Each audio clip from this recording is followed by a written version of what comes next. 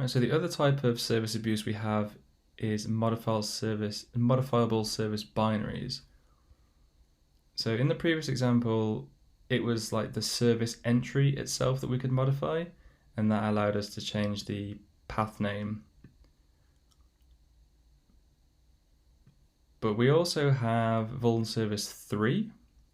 We can't modify the service itself. What we do have is permission to modify the binary. And we can see that with get ACL again. So let's do path and then just copy this.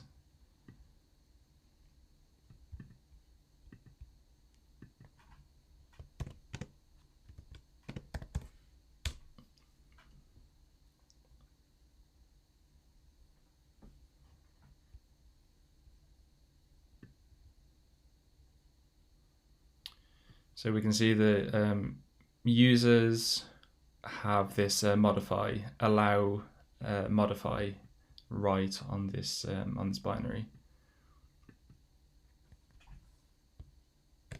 So let's cd into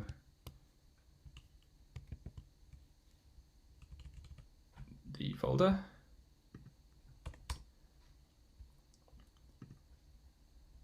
And what I'm quickly going to do is I'm actually going to rename this to service 3.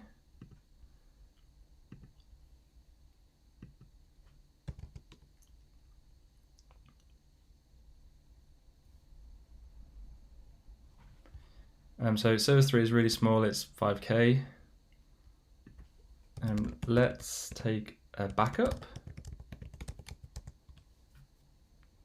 So you can download it because you have write access to it, or read access to it rather. And then if we do upload service3.exe, that allows us just to overwrite in place. But we have this error here, this error code 32. So what's that about? Net help message 32. File in use. So that probably means that the service is running. So let's do run sc stop on service 3. Now this is probably the hardest type to exploit if you can't stop the service, because even if the system reboots, the service will just start again straight away on boot, and you've got really a very small opportunity to actually perform the overwrite before the service starts. So let's try that again. Okay, that seems to have worked. And then if we do it an ls, you can see that the file size is now like the size of our beacon.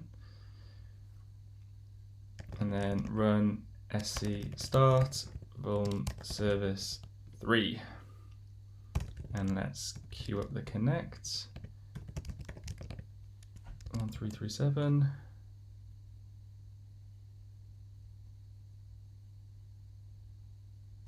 And there we go, another system beacon.